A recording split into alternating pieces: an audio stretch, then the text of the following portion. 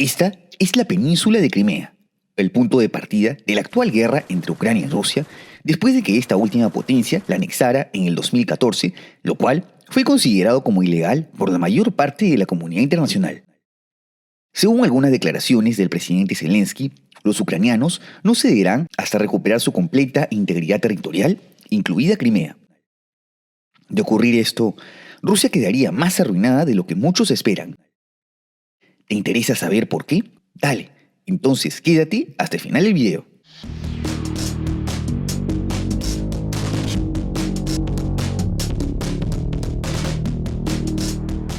Primero, debemos hablar ciertas generalidades sobre Crimea, de la cual se habló más a detalle en este video.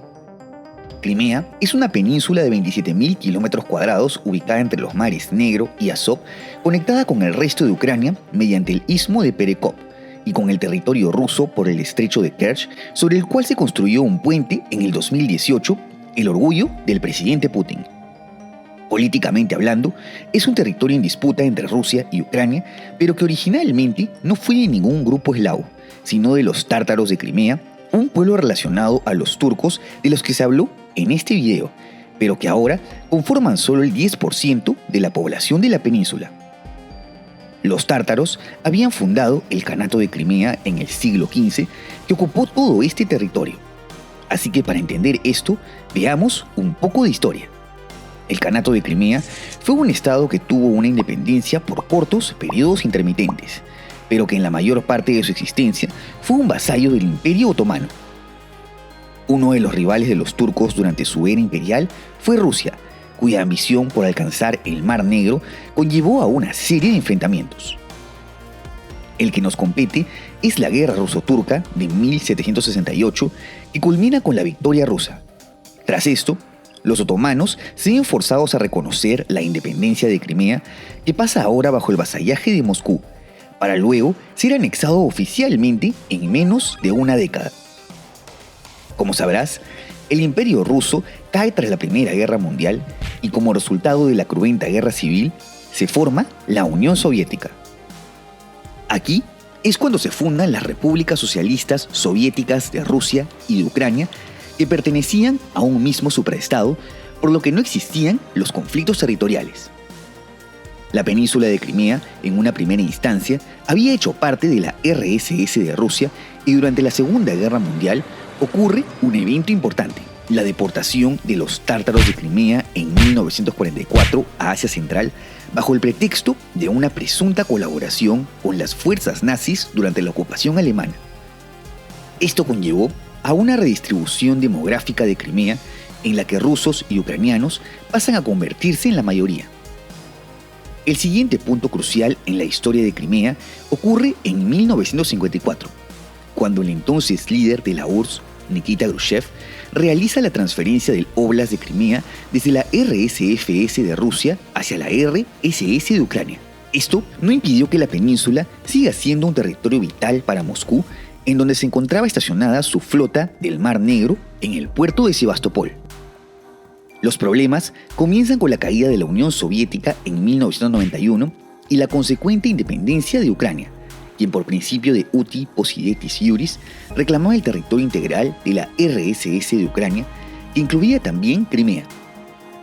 Como los primeros gobiernos de la Kiev independiente estaban alineados con Rusia, en una primera instancia la situación iba bien. Todo cambiaría cuando el pueblo ucraniano manifiesta su deseo de un acercamiento a la Unión Europea y a la OTAN, que se ve plasmado en las masivas protestas del Euromaidán del 2014. Como respuesta, los sectores rusos y prorrusos en Crimea promulgan un referéndum por el que una abrumadora mayoría decide anexarse a Rusia. Como sabrás, el 2014 es el año clave en donde comienza el conflicto entre Rusia y Ucrania, y desde ese entonces, Crimea ha permanecido bajo el control de Rusia, aunque según la resolución 68262 de la ONU, solo 11 países reconocieron esta anexión como legítima. Usualmente la narrativa de los políticos suele guiarse por el romanticismo, en este caso aludiendo a un tema étnico y de autodeterminación. Pero seamos honestos, en política siempre hay motivos económicos y estratégicos de por medio.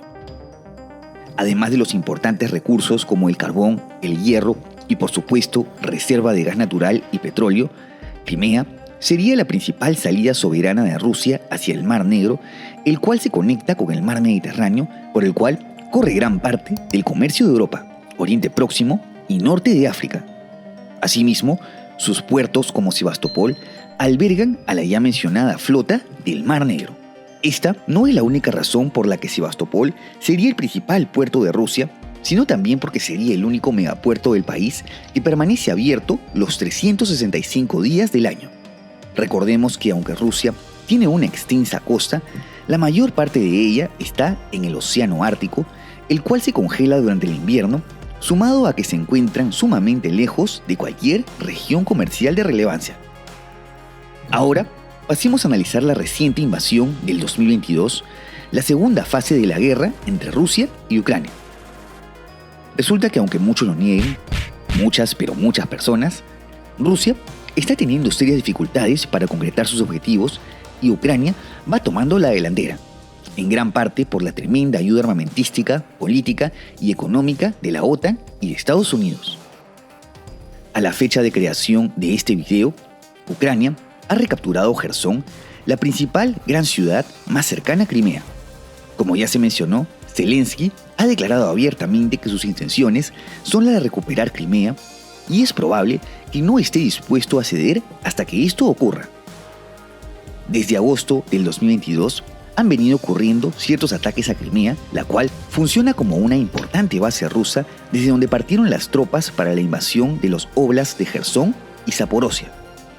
También se realizó un ataque a la base aérea de Nova Fedorivka, en donde se destruyeron 7 aeronaves rusas.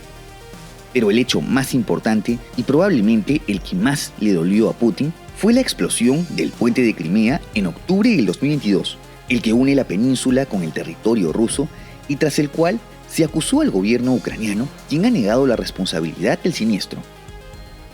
Sea como fuere, este puente es de suma importancia para el abastecimiento militar y económico de Crimea y aunque se ha reconstruido en tiempo récord, su explosión es un indicio de que la península es más vulnerable de lo que todos pensamos.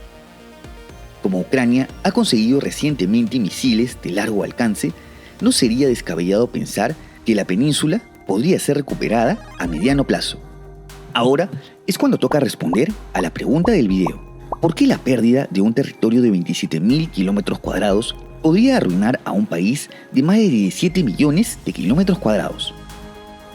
Además de la ya mencionada importancia económica, militar y geoestratégica de Crimea para el Kremlin, esto podría significar que la guerra está perdida desde el punto de vista militar. Esto debido a que la península contiene importantes estaciones de misiles desde donde las fuerzas rusas pueden disparar a cualquier parte de Ucrania, así como bases aéreas desde donde parten sus aviones de combate. Asimismo, esto serviría a Ucrania como un punto de partida desde el cual se le hagan más fáciles las operaciones de contraataque para la recuperación de las regiones del Donbass. A todo esto se suma un tema de política interna dentro de un régimen autoritario que usa el nacionalismo como discurso. Debido a la composición étnica de la península, en la que más del 60% de la población es rusa, la gran mayoría de ciudadanos rusos apoyó la anexión de Crimea. En gran parte, gracias a la propaganda interna del país, gobernado por un régimen con una muy limitada libertad de expresión. Es decir, la mayor parte de rusos está ya convencido de que Crimea es parte de Rusia.